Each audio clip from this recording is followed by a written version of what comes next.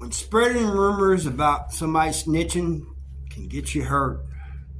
That's what we're going to be talking about. I had forgotten about this until my friend from prison called. We get to talking and he mentions it. At first I didn't know what he was talking about. And then it all came back. And I know I just did one not long ago on snitching. But this is an example of what will happen to somebody. And it happened to the guy that was accused of being a snitch too. But this guy was going around telling everybody that we're going to call the guy that's being accused of being a snitch John, and the guy doing accusing Rick. Rick was accusing John of being a snitch. He'd go around and tell everybody. And what he was really trying to do, in my opinion, was get somebody to do his dirty work. I doubt if John was even really a snitch. I never known him to snitch. He'd been there for a while. I just couldn't see that in him. But he was going around, and finally he said something to me and another guy. And I said, man, if you think he's a snitch, do something about it. Well, I'm just saying, no. If you know he's snitched, then do something about it. I don't know he has. Well, I'm just letting everybody know. The other guy said, there, I think you're scared. I think you're just trying to get somebody else to do your dirty work. Well, that made him mad, and he stomps off. But he keeps telling everybody about it. And people keep telling him the same thing. He snitched, do something about it. You're the first to know about it, do something about it. And finally, guys, a couple guys started picking on him. Man, you're soft, man. You won't even go around calling somebody a snitch and then you won't take care of it. The thing of it is, John wasn't doing anything either. Those people went up to him and told him, said, hey, man, Rick is saying that you're a snitch. Yeah, man, I'm not, but heck with what he has to say and this and that, you know. And they said, one guy even told him, the same guy that was sitting at the table with me, he told me about this later, that he said, I told him, man, if it's not true, you need to nip that in the bud right away. He didn't. And then one day, I don't know exactly what happened. I was in my cell, but next thing I know, you hear it gets quiet. When it gets quiet in prison, you know something's about to happen. And then you hear these like tennis shoes squeaking on the concrete floor and people scuffling. And so I go to my window and looked out. Sure enough, Rick is getting it. I mean, he's getting beat down. And then here comes COs running in. Lockdown, lockdown, lockdown now. Maced the guys and took them all to the hole. They actually took Rick out had medical come and get him, and they loaded him up on one of those cot things, and then took him out and put him on the back. They had these medical carts that was basically not much more than a golf cart.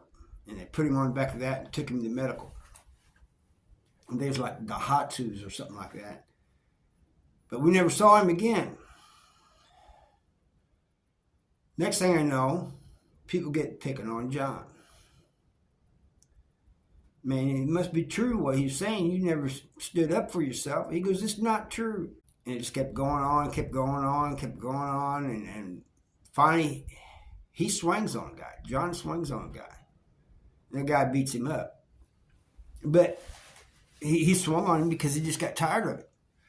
But he should have nipped that in the bud from the very beginning, you know. But that just goes to show people, do not put a jacket on somebody unless it is true. I mean, unless you know 100%. And don't go around trying to get other people to do your dirty work. That's just... Now, I'm not saying that Rick was scared. Rick might not have been scared. He just might not have wanted to go to the hole. He might not have wanted to get a conduct violation, but still, that's a dirty thing to do, to just spread a rumor about somebody just to get somebody to do your dirty work.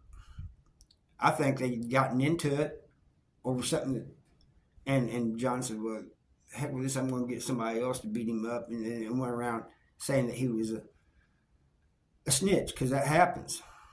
You know, call him a snitch, call him this. I remember one time a guy telling me this. One guy was a choma. I knew he wasn't. I knew for a fact he wasn't. I saw his paperwork because I thought the same thing when I first saw him. And I wasn't talking to him much. He was and I was telling him he had to move, right? He goes, "Do you think I'm one of them there chomos?" He's an old country dude, you know. I said, "Well, to be honest, yeah, I kind of do." But I said, it doesn't matter. I'm still trying to get one of my friends in here. It doesn't matter who you were. And so he showed me his paperwork, slapped it down right in front of me. And said, "Here's my paperwork." So I knew he wasn't a chomo, and I told the guy that he wasn't a chomo. And I said, "You're just going by the looks." I said, "The same thing I did." He goes, "No, I know for a fact he's a chomo." I said, "I know for a fact he isn't." He goes, "How do you know?" I said, "Because I've read his paperwork."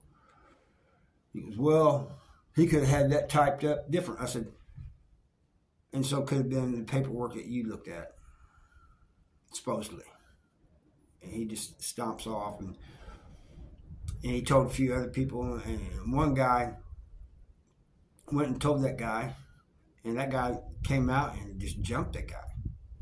And I really don't think there was no winner in that one, but because they was both fighting pretty hard. It was a pretty good fight. But you just got to be careful. First of all, I would just not do anything, get yourself put in jail or prison. Just obey the law, you know. I know this. A lot of us people on this prison YouTube genre say that, but it's true, man. Just you don't want that life. You don't want that life. Just avoid that. But if you do go to prison, just don't be putting a snitch jacket on somebody or a chomo jacket unless it's true, unless you know it's true. And then, like if you know somebody snitch, handle it yourself.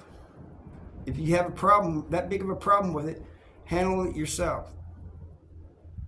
Instead, you know how weak you look going around telling everybody that somebody's a snitch and you're not doing anything?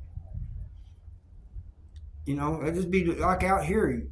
Hey, going around telling everybody that guy's a thief, that guy's a thief. He stole from me, he stole me.